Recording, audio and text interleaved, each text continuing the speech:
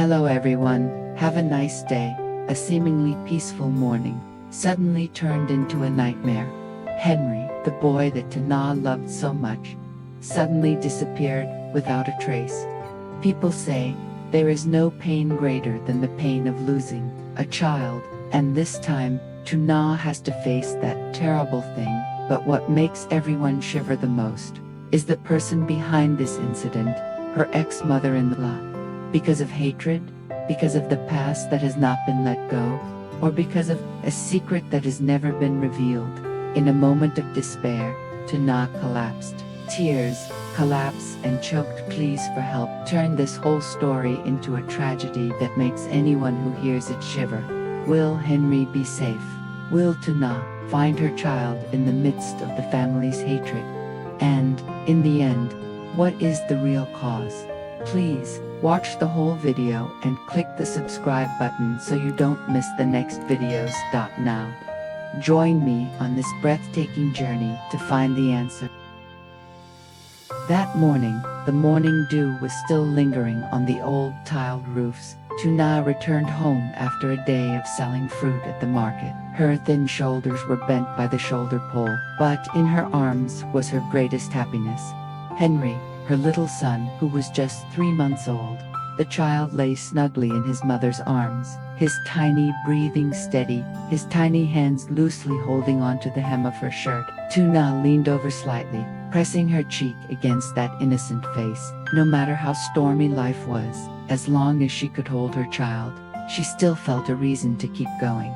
She put Henry down on the old bamboo bed, covering him with a thin blanket. The baby's eyes had not yet fully closed when they opened, looking around as if looking for his mother. Tana bent down and whispered, "Sleep well, baby. I'll go get some firewood." She turned to the corner of the house, gathered some dry wood to prepare to light the fire. The blue smoke vaguely painted in her mind the image of a warm afternoon, but fate was ironic.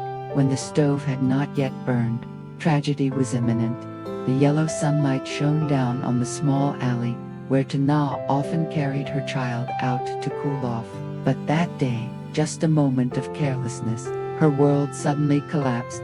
Henry, a 3-month-old baby who had not yet learned to call mom, was mysteriously taken away. The neighbor panicked and recounted. As soon as Tana turned her back to light the stove, she turned back and the child had disappeared. Only the towel wrapped around her fell on the ground, and then the bad news spread. People saw the figure of a woman, thin, familiar face, Tana's ex, faintly walking out of the alley. The rumor flared up fiercely. The whole neighborhood was in an uproar. Some felt sorry, others whispered. Tana cried out in despair. Her trembling legs rushed out into the street to find her child, her voice calling Henry, until her voice was hoarse. She collapsed, tears streaming down her face, her hands clutching the ground as if to hold on to a fragile hope. Henry was not just a small creature. Tana, her son, was the only light left after a broken marriage. However, the person she once called mother, her ex-mother-in-law, had turned into a heartless person who took away that newborn child.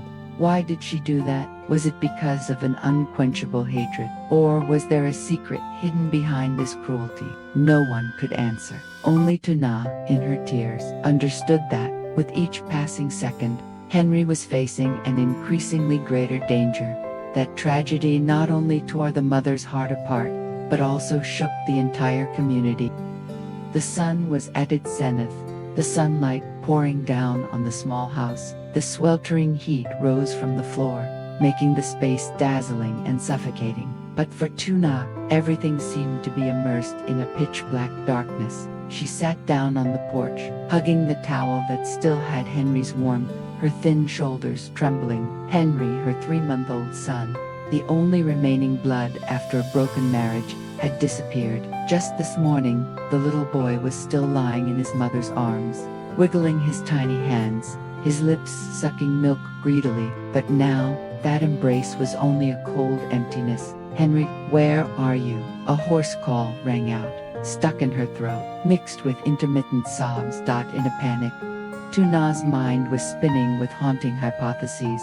Sometimes she imagined the figure of her ex-mother-in-law who had chased her out of the house years ago. Her cold eyes at that time were deeply engraved in her memory, now like a knife cutting into her mind. Could it be that she had taken action, snatched Henry to satisfy her still smoldering resentment? But immediately, another prospect flooded in, much more cruel: human traffickers. At the market, Tuna had heard horrifying stories. Newborn babies were kidnapped, sold to strangers.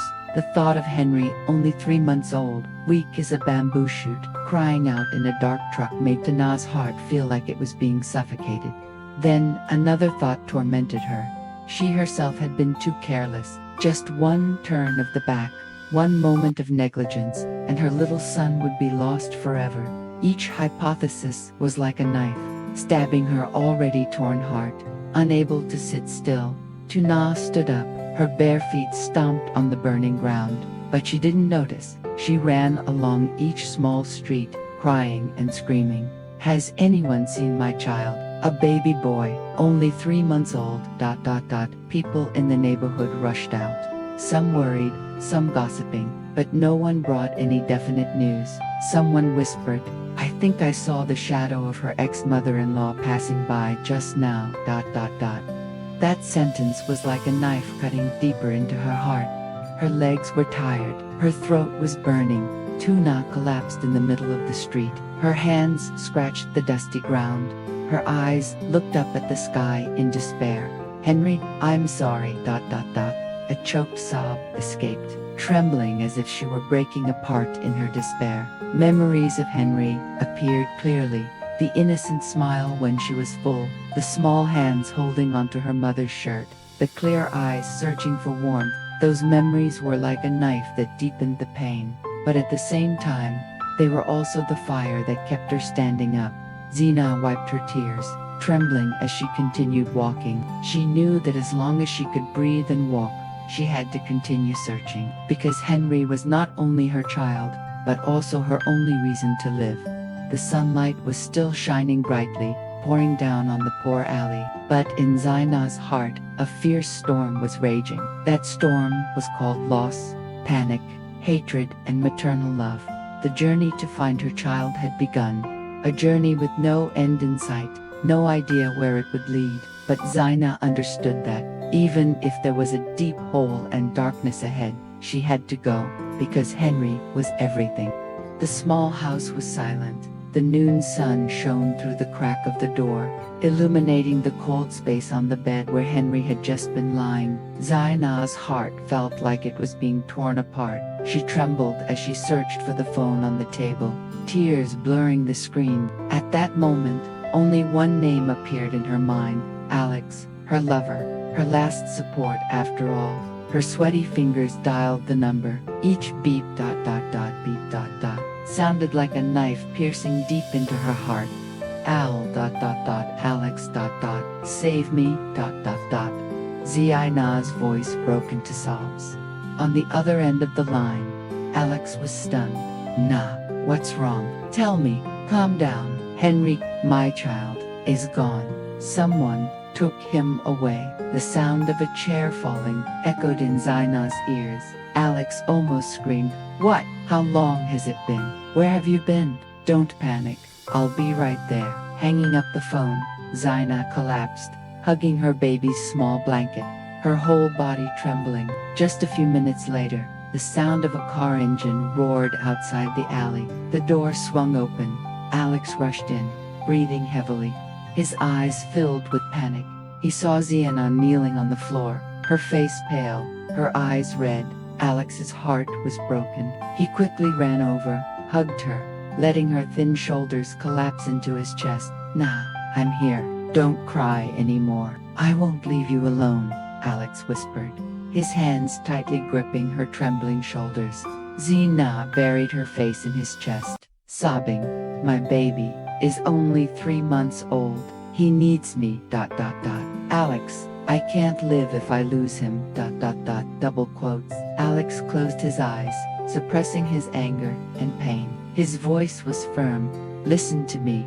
Nah, whether it's your ex-mother-in-law or the human traffickers, I will turn this whole city upside down to find Henry for you. I promise, I swear on my life. In the arms of that man, in the middle of the cold, empty house, Tuna seemed to find a glimmer of light. Although her heart was still bleeding, deep down, she believed in that promise, the promise of love, of a man willing to face the darkness to bring his son back. The journey to find Henry has officially begun. Let's watch tomorrow's episode.